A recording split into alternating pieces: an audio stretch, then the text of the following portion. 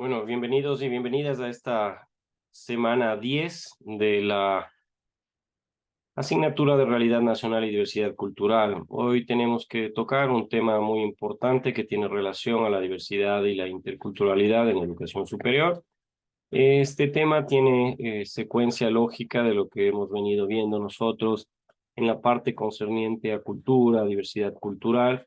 Y bajo estas características, hoy vamos a tocar qué es lo que ocurre en la educación superior, qué es lo que ocurre en las instituciones de educación superior.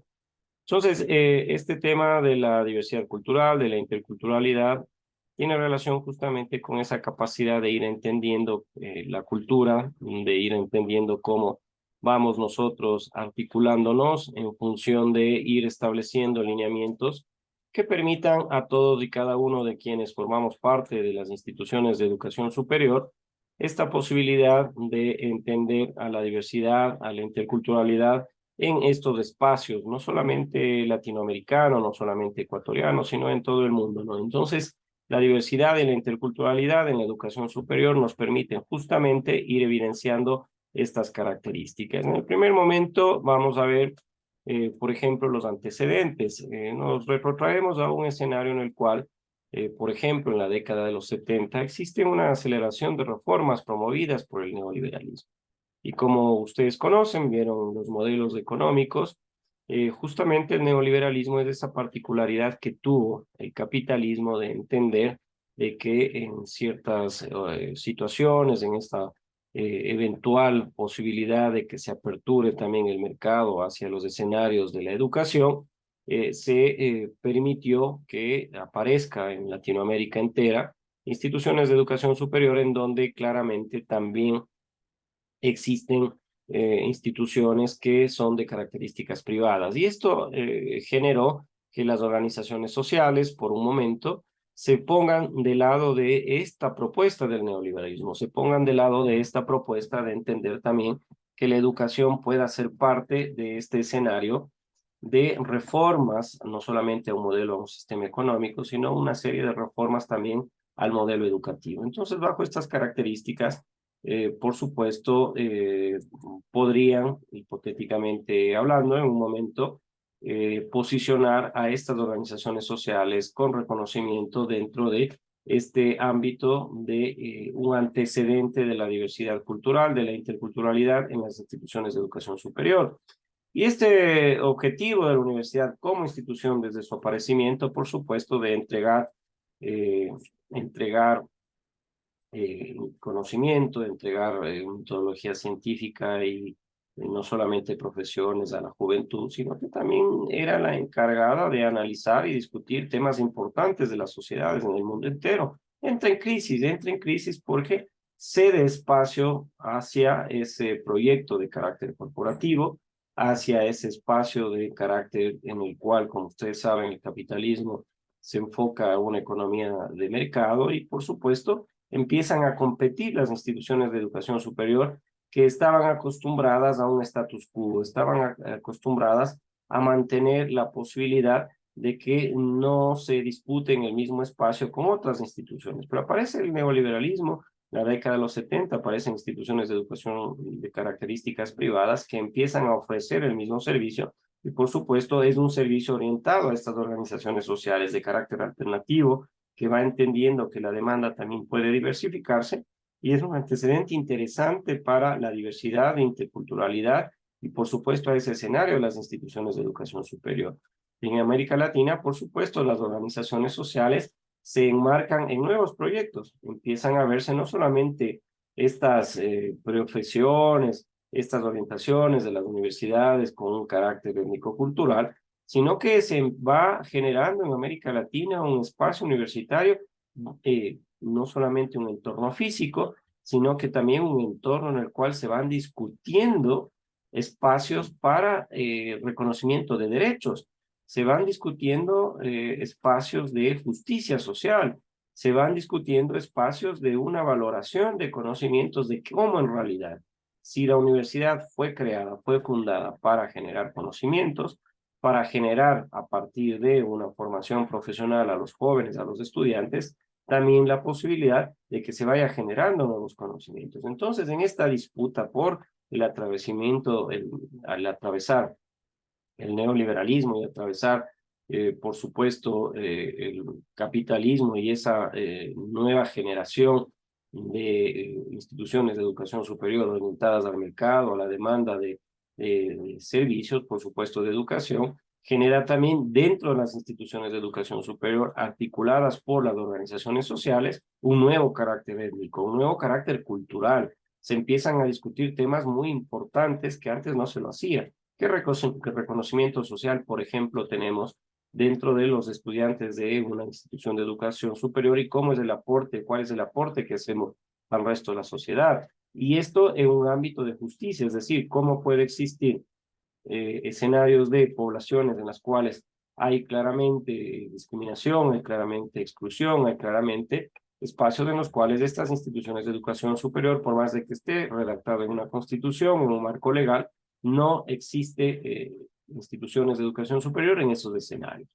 Y la valoración de conocimientos, por supuesto, procesos que empiezan en esa disputa de la prestación de un servicio con otras instituciones de educación superior, sobre todo privadas, para generar esta sana competencia y ver cómo probablemente se pueden generar estos espacios, ¿no? Entonces, en Latinoamérica, por ejemplo, ponemos en análisis comparado qué es lo que ocurre en Ecuador y México, ¿no? Cómo se consolida un discurso de atención a poblaciones étnico-culturales diferenciadas. Y acá este término de diferenciado quiere decir que como el entorno educativo, como el entorno desde la educación básica, la educación media y la superior, se torna compleja y se tiene que diferenciar tanto en el nivel medio y en las instituciones de educación superior estas posibilidades de atender a poblaciones que tienen características étnicas distintas, que tienen características culturales diferenciadas, que tienen esta posibilidad de entender que la educación superior intercultural tiene que asentarse, más sin embargo, se encuentran con trabas, se encuentran con dificultades de llegar a convertirse en proyectos realmente educativos que sean de características alternativas, es decir, que no solamente se enfoquen a estudiar las ciencias básicas, que no solamente se dediquen a plantear propuestas de profesiones, plantear propuestas de ejes temáticos y de conocimiento que han sido históricamente estudiados, sino que acá se necesita ya que se enfoque, vean el neoliberalismo, el capitalismo lo que hace, a empujar a la universidad a plantear esa oferta y provisión de un servicio educativo de nivel superior hacia escenarios en donde hay poblaciones étnicamente diversas, hay poblaciones étnicamente culturales diferenciadas, y ahí, por supuesto, logra entender que para plantear un proyecto educativo, alternativo, transformador, que realmente vaya a cambiar la vida de la gente, se tiene que entender las circunstancias de cada uno de los territorios y, por supuesto, de la población, de los jóvenes que van a formar parte de estas instituciones de educación superior. Cuando decimos que entra una crisis la universidad tradicional, genera, por supuesto, un ascenso de la interculturalidad como proyecto educativo, ¿no? Entonces, esta consolidación del escenario sobre el ser, sobre el deber que tienen las instituciones de educación superior para poblaciones étnicamente diferenciadas es lo que nosotros llamamos educación universitaria intercultural. Entonces, llega en crisis la universidad tradicional, esta que enseñaba las mismas ciencias, tenía las mismas profesiones que históricamente hace 400 años se enseñaban, asciende un nuevo proyecto educativo que entiende que hay que orientar hacia escenarios en los cuales los estudiantes, la sociedad en la cual van a trabajar estos nuevos profesionales, estos estudiantes que vienen a la institución de educación superior, son diversos, tienen características étnicas distintas, tienen características culturales distintas, entonces empieza a consolidarse un escenario sobre aquello que fue y aquello que debe ser la educación superior para poblaciones étnicamente diferenciadas. Entonces acá aparece la educación universitaria intercultural. Este reconocimiento constitucional, pluriétnico, multicultural, que por ejemplo acá en el Ecuador se lo hizo a partir de la Constitución del 98, consagran y garantizan, por supuesto, a los pueblos y nacionalidades indígenas desde México hasta la Argentina un derecho a su propio idioma, a su propia identidad y aquellas características culturales que vimos la semana anterior, que son manifestaciones que demuestran la gran riqueza, en el caso concreto del Ecuador, que tenemos, ¿no? Y por supuesto, como formamos parte de organizaciones mucho más amplias de carácter internacional, Naciones Unidas, etcétera, etcétera, nos adherimos a convenios y a tratados internacionales en donde se trata y se debate estos temas. Por ejemplo, les pongo aquí en este escenario un convenio que existe firmado sobre pueblos indígenas y tribales en países independientes, ¿no? Este convenio 169 adoptan medidas para garantizar a aquellos miembros de estos pueblos interesados en adquirir o tener la posibilidad de adquirir una educación en todos los niveles, al menos en características de igualdad con el resto de la comunidad nacional. Entonces, vean, son manifestaciones en las cuales se plantean los países miembros cuestiones en las cuales el Ecuador, por ejemplo, tiene muy bien definido qué es un pueblo, tiene muy bien definido qué es una nacionalidad, tiene muy bien definido las características y rasgos culturales de cada uno de ellos, más sin embargo, como son organizaciones a nivel internacional, tienen ambigüedad desde mi punto de vista en sus conceptos. ¿Y cuál es la ambigüedad? Que aún se conceptualizan a estos pueblos, a estas nacionalidades, de características tribales, es decir, se le considera, usted recuerde, la comunidad primitiva, tribus, esa configuración de individuos que eran nómadas y que buscaban sustentar su economía y, por supuesto, tener la posibilidad de alimentarse a partir de la recolección de la caza y de otros escenarios más, aún se sigue manteniendo este concepto, ¿no? La Declaración de las Naciones Unidas sobre los Derechos de los Pueblos Indígenas es un antecedente también a la interculturalidad y la diversidad acá en la educación superior. Hay declaraciones establecidas en el artículo 14, numeral 1 y 2, en el artículo 21, numeral 1, en donde claramente se establece el derecho que tienen los pueblos y nacionalidades indígenas a tener un sistema propio, a tener instituciones que impartan la educación en su propio idioma, en su propia característica cultural y su método de enseñanza-aprendizaje. Vean lo importante, acá en el Ecuador teníamos un sistema de educación intercultural bilingüe que fue abolido, fue absorbido por una educación general, la llamaron así, hispana, y se rompió esa posibilidad de que este sistema siga funcionando en articulación a declaraciones de las Naciones Unidas sobre los derechos de los pueblos indígenas. Claramente una violación a lo que el mismo Ecuador había firmado en un momento determinado, más sin embargo, por cuestiones políticas se abolió aquello y se entendió que la educación es una sola, y no teniendo en consideración, por supuesto, de que existen pueblos, existen nacionalidades que tienen su propia cultura, algunos de ellos su propia lengua, y necesitan su propio método cultural de enseñanza-aprendizaje, ¿no? Y sobre todo los niños, eso lo dice el numeral 2 de este mismo artículo 14 de la Declaración de las Naciones Unidas sobre los Derechos de los Pueblos Indígenas, tienen derecho a todos los niveles y formas de educación del Estado sin discriminación. Acá mismo, en la Universidad Estatal de Bolívar, debería existir la posibilidad de que los estudiantes no solamente tengan la obligatoriedad de aprobar inglés, que creo que ustedes lo tienen que hacer en el Departamento de Idiomas, sino lo puedan hacer en otro idioma que les interese, un francés o el mismo quichua, con esa característica de tener esa importancia de una educación en el propio idioma y que tenga una consonancia, por supuesto, con el método cultural de enseñanza-aprendizaje. Y nosotros los docentes también la obligatoriedad de que no solamente tengamos suficiencia en inglés, tengamos B2 en inglés, sino que también podamos tener obligatoriamente un nivel aceptable de Quito en un momento determinado nos encontremos con estudiantes que requieran una asistencia en su lengua materna, ¿no? El artículo 21 del numeral 1, por supuesto, también en esta declaración manifiesta que tenemos derecho, o tienen derecho los pueblos indígenas sin discriminación, al mejoramiento de sus condiciones económicas y sociales, sobre todo en la educación, sobre todo en el empleo, porque es muy complejo, incluso después de que ustedes terminen su carrera de contabilidad y auditoría, conseguir un espacio en el cual esa capacitación, ese conocimiento, ese adiestramiento profesional que están teniendo actualmente, puedan llegar a tener la posibilidad efectiva de inmediatamente conseguir un espacio laboral.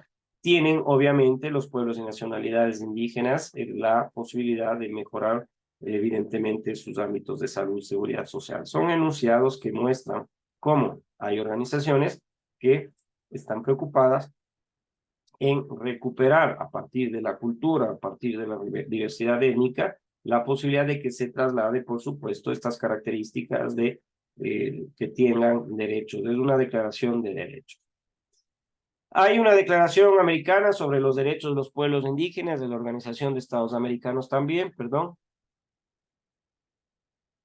En el artículo 15º, en el cual se habla de la educación, acá hay enunciados en los cuales también se manifiesta que los niños y los jóvenes provenientes de estos pueblos y nacionalidades deben tener derecho en todos los niveles y formas la educación sin discriminación.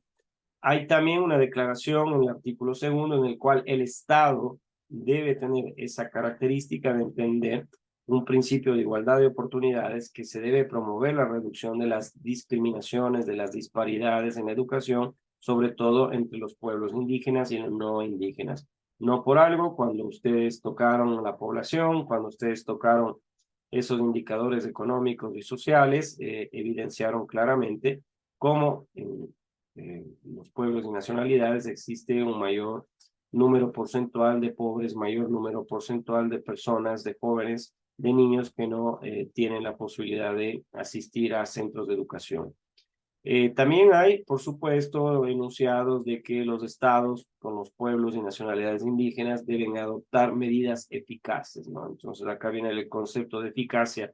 Cuando decimos que eficaz es Juan, Pedro, María, se inscribieron en la carrera de contabilidad en la modalidad híbrida. Juan no terminó la carrera, María lo hizo en 5 años y Pedro lo hizo en 6 años. ¿Quién fue eficaz? Pedro y María. Juan no, ¿por qué? Porque cumplieron la meta. Ese es el concepto de eficacia. Quienes están en capacidad de cumplir una meta, un objetivo, son eficaces. Pero a mí me parece que hay que ser eficientes también. Aquí entra el concepto de tiempo y recursos. Entonces, Pedro fue más eficaz o eficiente en este caso que María, porque se graduó en 5 años y María en 6. Un año más de estudio significa mayores recursos financieros de cualquier característica que podríamos en esta mañana empezar a evaluarlo, ¿no?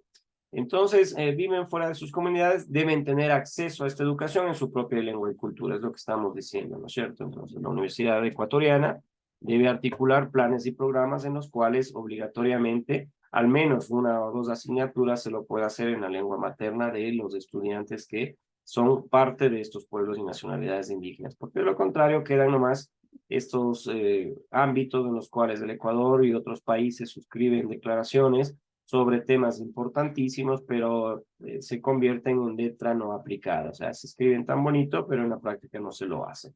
Y finalmente deben promoverse relaciones interculturales, así está manifestándose en esta declaración sobre los derechos de los pueblos indígenas en el artículo 15º en educación, armónicas. Esto se debe hacer asegurando en un sistema educativo estatal un currículum, es decir, establecer asignaturas con contenidos que reconozcan, reflejen la naturaleza pluricultural y multilingüe de la sociedad, en este caso la ecuatoriana, e impulsar al respeto y el reconocimiento de las diversas culturas indígenas. Entonces, hay que promover educación intercultural, que refleje ¿qué? La cosmovisión, que refleje la historia, que refleje nuestra lengua, nuestra característica de conocimientos distintos, nuestros valores, que refleje justamente lo que estamos estudiando en esta asignatura, realidad nacional y diversidad cultural, esa cultura, esa práctica y forma de vida de cada uno de nosotros o de los pueblos que conformamos el Ecuador. Hay también en Belo Horizonte, en 2009, han existido, vean, permanentemente reuniones en las cuales, a partir de ese punto de inflexión que habíamos puesto como antecedente, que la educación superior se siente amenazada y atravesada por el neoliberalismo, es decir, una nueva forma de capitalismo que se orienta a la oferta de la educación superior. Y claro, lo privado entiende mejor qué es lo que quiere el consumidor y entiende bajo estas características que hay que entregar una educación diferenciada a ese sector. ¿Y cómo lo hace? Planteando justamente la posibilidad de que se dé una particular atención hacia esos sectores culturales, ¿no? Entonces, acá siguen los antecedentes explicando de cómo nosotros debemos entender en este espacio de educación superior la posibilidad de que existan pueblos y nacionalidades étnicamente y culturalmente distintos que requieren la atención en educación superior. Y así en Belo Horizonte también se consideran algunos problemas. De aquí se anuncia, por ejemplo, en el diagnóstico, que hay una insuficiencia y precariedad presupuestaria. Es un problema de la institución de educación superior. ¿Por qué? Porque no alcanza a tener esa visión que tiene una universidad privada, una institución de educación superior de características privadas, a que pueda conseguir un talento humano, profesores, docentes que tengan la posibilidad de enseñar en la lengua de estos pueblos y nacionalidades. Las instituciones de educación superior públicas somos muy lentas y estamos dependiendo siempre de los recursos presupuestarios que nos traslada el Estado. Y bajo esas características estamos en una camisa de fuerza que no podemos despertar ni avanzar en función justamente de dar la posibilidad de atender a estos sectores. ¿Hay actitudes de discriminación racial? Por supuesto, es un problema en las instituciones de educación superior, de los docentes a los estudiantes, entre estudiantes, etcétera. Entonces, es un problema en el cual debemos trabajar mucho culturalmente, es decir, cómo reconocernos nosotros diversos culturalmente y étnicamente para ir entendiendo esa configuración de un espacio de educación superior en el cual la pluralidad de conocimientos, de etnias y, por supuesto, de culturas tenga en este escenario, al menos de la educación superior, otro distinto al que existe fuera de ella, ¿no? Hay una rigidez de criterios y procedimientos que dificultan la ejecución de planes y actividades para reconocimiento, para acreditación, etcétera. No se entiende cómo. Se planifican actividades que no tienen correspondencia con lo que se está enunciando de la diversidad cultural. ¿Cómo no se tiene reconocimiento de lo que se está planteando de justamente crear planes y programas que incorporen e incluyen a estos sectores de la sociedad que son tan necesarios para efectos de un reconocimiento, para efectos de una acreditación, para efectos de crear un verdadero sistema de educación superior intercultural y diverso? Otro problema que se manifiesta a partir de este congreso en Belo Horizonte, allá en Brasil, en 2009, es que no existen profesores con adecuada sensibilidad, recursos para el trato intercultural. Es lo que estamos mencionando ya en esta clase anteriormente, de que, por supuesto, no se entiende aquello. Y las dificultades económicas de los estudiantes, ¿no? Es sin duda un problema a nivel latinoamericano, es un problema a nivel ecuatoriano y, por supuesto, acá en la Universidad Estatal de Bolívar aún más, cuando tenemos estudiantes de condiciones socioeconómicas muy complicadas, ¿no? Hay también en esta segunda parte de Belo Horizonte, de este congreso, no solamente se hace un diagnóstico de los problemas, sino también qué ejes transversales son los que tienen que tomarse en consideración para seguir avanzando. ¿Qué es lo que se dice? Debe comprometerse la educación superior en construir una interculturalidad con equidad para todos. Es decir, que podamos trasladar justamente esta educación superior hacia aquellos que necesitan este traslado de conocimientos. Y, por supuesto, no se orienten a un bienestar material, sino a lograr que se entienda que necesitamos un bienestar íntegro. Entonces, acá el bienestar se entiende de educación, de salud, de vivienda, de servicios básicos, tener un empleo digno, etcétera. Porque el bienestar material, por supuesto, se lo puede conseguir a partir de honestamente un trabajo, pero hay un bienestar integral que hay que apuntar. Entonces, las recomendaciones que se hace, sí, hay que manejar la interculturalidad, perdón, en la educación superior. Perfecto. En el proceso de acceso y graduación hay que manejar transversalmente la interculturalidad. Perfecto. Hay que acreditar y crear instituciones interculturales de educación superior. Perfecto. Hay que valorar a la diversidad y al diálogo de saberes y superar el racismo. Bueno, son enunciados, son recomendaciones que normalmente se hacen a manera de conclusiones, pero acá ya recae la responsabilidad sobre quienes estamos dentro de estas instituciones de educación superior, el día a día, profesores, estudiantes, autoridades y otros para que podamos llevarlos adelante, ¿no? Entonces, volviendo a ese concepto que nosotros habíamos manejado en la clase anterior, en el cual se manifestaba que la interculturalidad, por supuesto, en el término general, era esa capacidad que tienen los pueblos, las nacionalidades, es decir, los individuos de las sociedades, de interactuar entre sí para generar expresiones culturales compartidas. Acá ya la interculturalidad en la educación superior es justamente, como lo dice la UNESCO, es una relación entre culturas, es un desarrollo social equilibrado, se puede manifestar como un sinónimo de no cerrado, sino que es abierto, que no es excluyente y manifiesta que es la presencia e interacción equitativa de diversas culturas de la posibilidad de generar expresiones culturales compartidas a través del diálogo y el respeto mutuo. Ya la interculturalidad lo hace en función de un ámbito mucho más académico, es decir, cómo nosotros provenimos de diversas culturas, provenimos de diversas, de este espacio étnico distinto, cómo podemos nosotros, cada una de nuestras expresiones, de nuestro conocimiento, hacerlo a través del diálogo, hacerlo a través del respeto mutuo, a través de la interacción de diversas culturas. Entonces, esto es lo que la directriz de la UNESCO establece sobre educación e interculturalidad.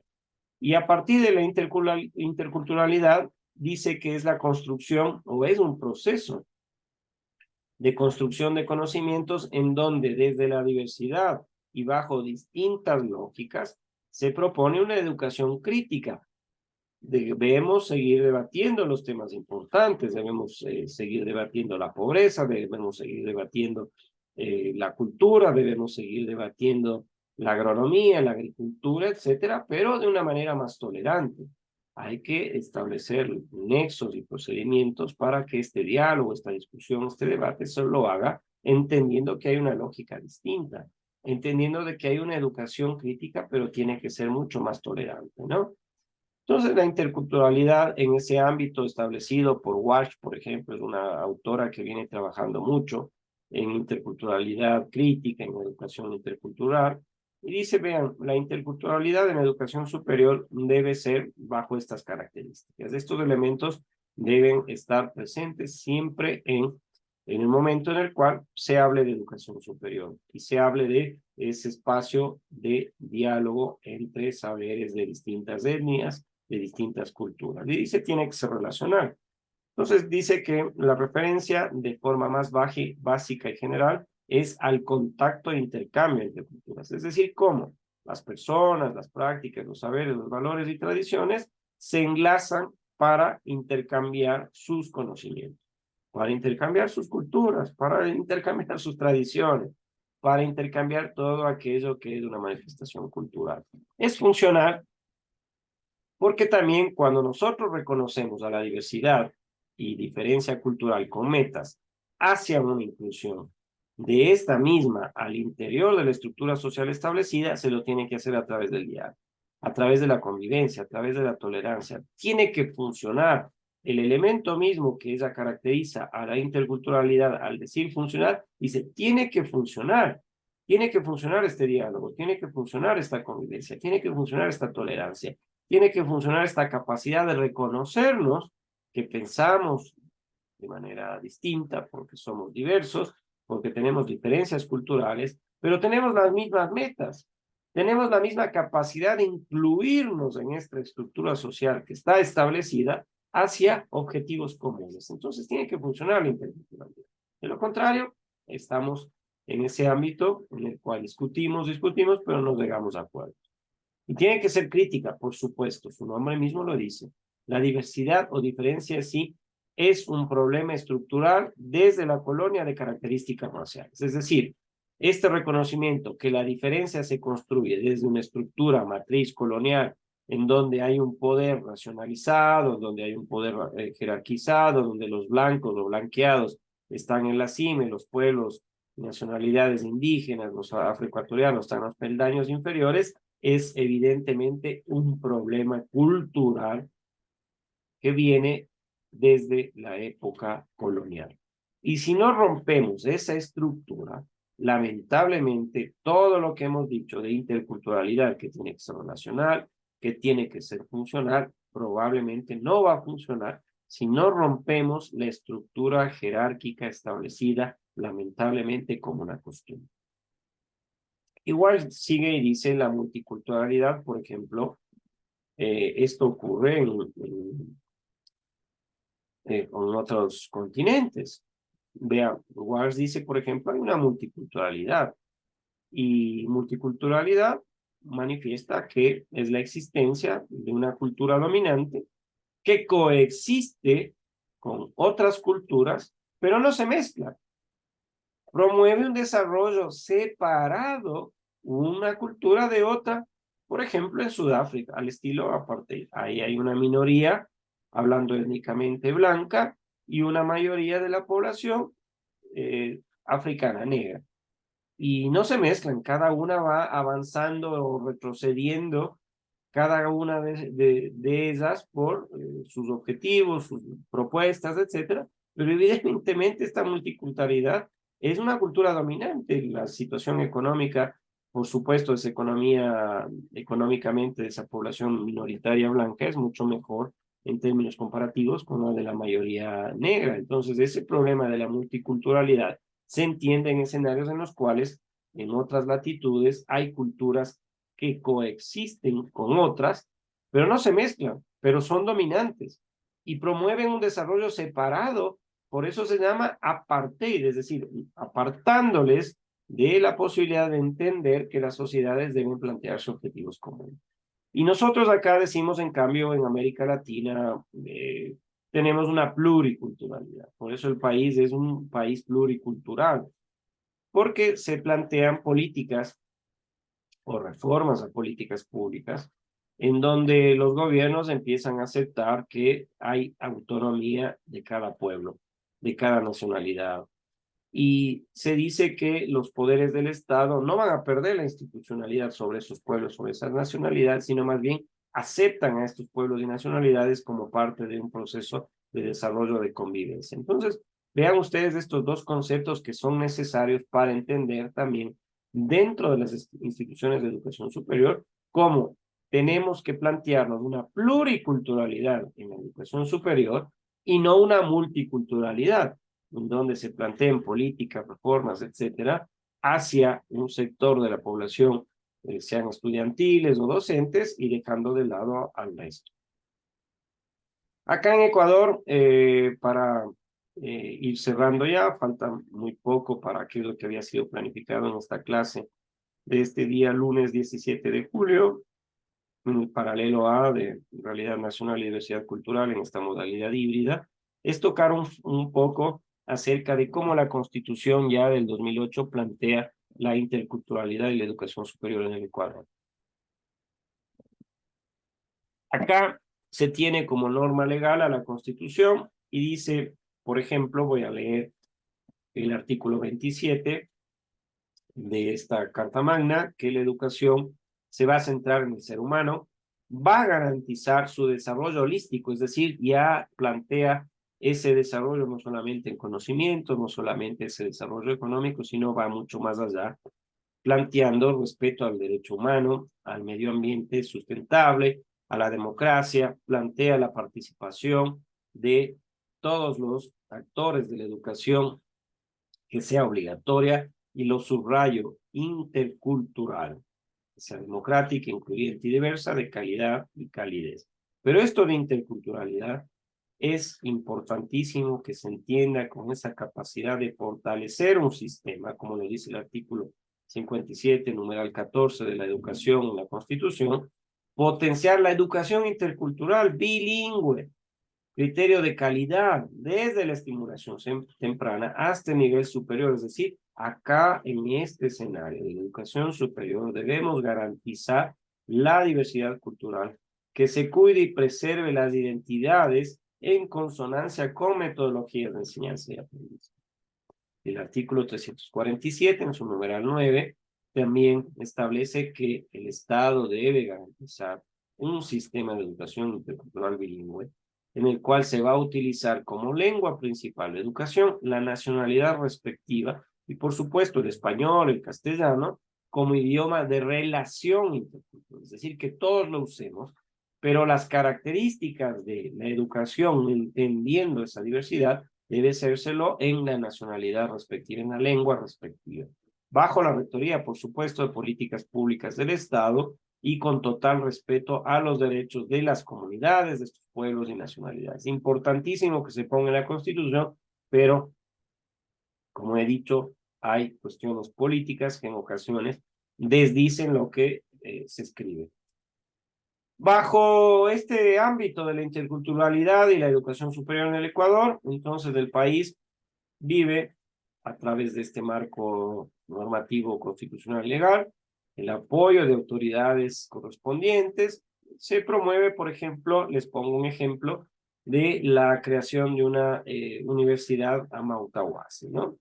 Incluso me permití tomar y copiar un pedazo de su propuesta que dice que hay una misión, una minca, que es contribuir en la formación de talentos humanos prácticos, reflexivos, que van a priorizar una relación armónica entre la madre naturaleza, el cosmos, el ser humano, y se van a sustentar en el buen vivir comunitario como fundamento en la construcción del Estado plurinacional y la sociedad intercultural. Ya se plantea crear una universidad Amautahuasi que vaya a promover justamente este espacio de interculturalidad. Se tuvo que crear una universidad para promover aquello, cuando desde mi punto de vista debía haber sido, creo yo, la propuesta, la política pública en todas las instituciones de educación superior, generar esta minca, esta misión de contribuir en la formación de talentos humanos prácticos, reflexivos, priorizando aspectos de interculturalidad y la creación de un Estado plurinacional. Hicieron lo que nosotros criticamos anteriormente, es decir, crear una universidad solamente para, en ese modelo colonial, a quienes provienen de pueblos y nacionalidades, darles una universidad y el resto continúe como está. No era, desde mi punto de vista, la solución más idónea, más plausible. Acá algunos ejemplos. La interculturalidad de la educación superior en el Ecuador. Por ejemplo, acá en la Universidad de Cuenca se crea una licenciatura en educación intercultural bilingüe. Vean, es lo que yo estoy planteando. Todas las instituciones de educación superior enfocarse a generar espacios, generar profesiones, generar carreras que permitan la incorporación de manera transversal de todos los pueblos y nacionalidades indígenas, ¿no? Una licenciatura en desarrollo intercultural bilingüe, una licenciatura en desarrollo amazónico, una tecnología en desarrollo integral comunitario, una maestría incluso en educación superior, formación interculturalidad y gestión, y un programa en formación de investigadores en culturas amazónicas. La Universidad Politécnica Salesiana, un programa académico que lo tiene en la provincia de Cotopaxi, dadas las circunstancias de su cantidad de población indígena. En la Tacunga, acá en Simiatu tienen también, en Cayambe, en Otavalo y en Morona, Santiago. Flaxo es esta Facultad de Ciencias Latinoamericanas en capítulo Ecuador, tiene una maestría en Ciencias Sociales, que se dedica a estudiar étnicamente, o dar la posibilidad a profesionales indígenas latinoamericanos que hagan esta maestría y contribuir a tener en este ámbito, en la dirección, gestión y administración de iniciativas de desarrollo social, económico y político. Nuestra Universidad de Bolívar se creó en 1992 una licenciatura de educación cultural bilingüe. Fue creada una escuela de cultura andina en donde se escribieron algunos libros, se hicieron algunos estudios. Fue muy interesante esta propuesta académica que permitió formar de características en las cuales la mayoría de dirigentes indígenas de nuestro país vinieron acá a esta escuela de cultura andina, permitiendo tener la población indígena una carrera que justamente se dedicó a estudiar, analizar todos estos aspectos de la educación intercultural bilingüe. Bajo estas características, el día de hoy hemos tocado entonces la diversidad cultural en la educación superior ecuatoriana. Encontrarán ustedes un video asíncrono que será colgado hasta el día viernes, que bajo estas características está definida la planificación. Los días lunes tenemos esta posibilidad de estar juntos de manera síncrona y evidentemente los días viernes tendrán el video de manera síncrona. Tienen también una tarea, una actividad autónoma que se tiene que desarrollar y, por supuesto, la posibilidad de ir consultando en el espacio que ha sido definido por parte de las autoridades para que se lo hagan. De esta manera cierro la clase síncrona de este lunes 17 de julio del 2023 en esta asignatura de Realidad Nacional y Diversidad Cultural, por supuesto, en el paralelo A de la carrera de contabilidad. Muchas gracias, voy a detener la grabación y posteriormente una captura de pantalla para efectos de la asistencia de todas y todos ustedes.